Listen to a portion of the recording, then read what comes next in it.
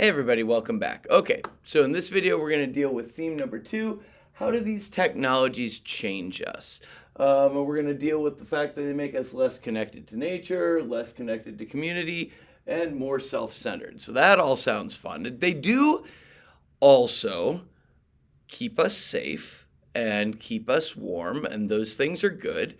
But having any sort of technology changes the type of person, changes the way you are as a human being, or tends to.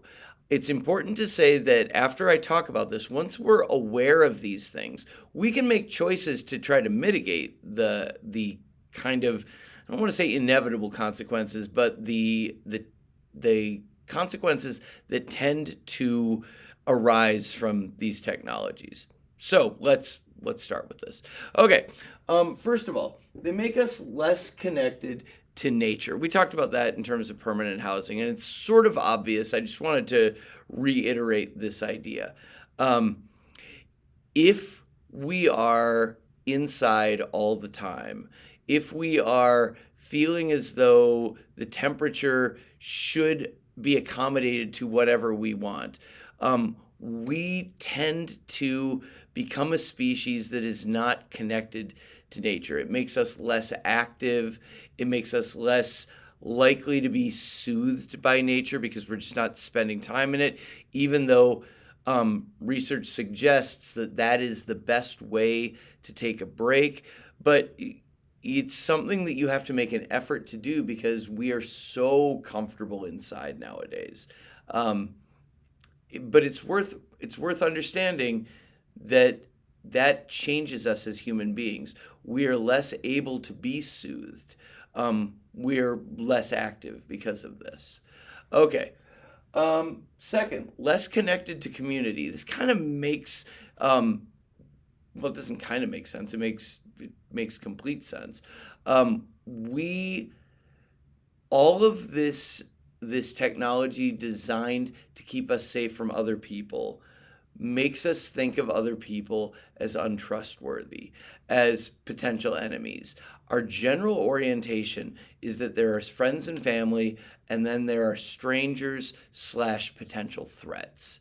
So that's problematic because most people don't commit crimes, either property or crimes against other people. But we tend to view the general social world in terms of protecting ourselves from threats. We're so used to it that we don't even kind of think about it as remarkable, but it really is, and it's a huge change from the type of species, the type of being, type of animal that we used to be. Related to that, still within this less connected to community, we tend to see solutions to problems as individual rather than collective. So what is and this is again because of the technology we have access to. So we have access to alarm systems, to apps that help us control alarm systems, to guns, all of which are fine technologies. But it's important to understand that when you have those individual-based technologies, it tends to make you think of these problems as needing to be solved with individual solutions. The other way that you could think about them is problems with collective solutions. So instead of seeing everybody as potential bad guys, what we could see is a system that creates people in need, or people who are people in need so that they would steal, or people who have been corrupted in ways that makes them violent. Most people are not born. We're all born with the potential to be violent or to potential to steal to meet our needs, but most people aren't just born doing those things or being ready to do those things. We have to be shaped by our society. These technologies prevent us from seeing the solutions as collective solutions. So we could, and I'm not saying that we need to or that you need to think in this way. It's important to just understand how our technologies are shaping us. We could view all of these problems as collective action problems. So what's the solution to theft? It's not me getting a gun and an alarm system. It's us making sure as a society, nobody is in need of food or in need of a place to live or in need of money for healthcare. Though that's another way of approaching the need for safety.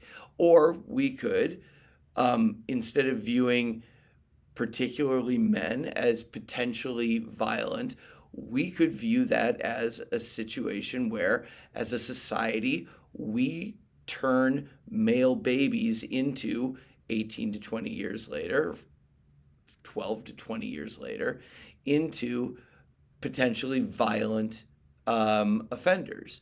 And we could, as a society, teach boys that we could remove that tendency from adolescent and young adult males by reorganizing our society to have a different culture with different definitions of masculinity or how to achieve being a man in our society. Again, collective solutions that we tend to not employ right now because the technologies make us think as individuals. I think that's good on that. So the technology makes us, to kind of sum that one up, less connected to community, less focused on community level solutions. Third and last, these technologies tend to make us more self-centered. What I mean by that is being able to control the weather in your house, and increasingly in the smart homes of the very near future, being able to control your home from an app while you're on the way home, being able to control the weather in there, that technology tends to make us think that the world should change according to our desires. That's not natural. That's not the way we tended to be when we were hunter-gatherers, or even before the Industrial Revolution. We had a world that existed, and we adapted ourselves to that world. Now, with the technologies that we have, and not just our safety technologies, we'll talk about this with regard to entertainment technologies also, the fact that it's so difficult for human beings nowadays to not be stimulated, that we expect stimulation, we expect entertainment all the time.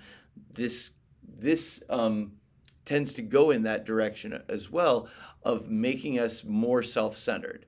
Yeah, that's it for that. Okay, so it's worth pointing out, just in summary of this, you can have these technologies and not be influenced in these directions, but it takes effort, and so I'm not saying dispense with all of these technologies. You have to make the right decisions for you. But what you want to think about is, what is the type of person that you want to be? Technologies shape us, and they shape us more to the extent that we're not reflective about or aware of the fact that we are being shaped in these ways. These are the tendencies that the technologies we've talked about, these are the tendencies for them to shape us in these ways.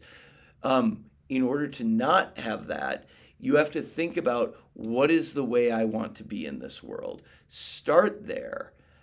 And then you have to make an effort to, as you integrate technologies into your life, to doing what you can to mitigate the tendencies that these things have. Okay, that's it for this. In our next video, we will talk about theme 3, which is, even if we don't adopt a technology, it still is going to affect us. We'll see you in that one.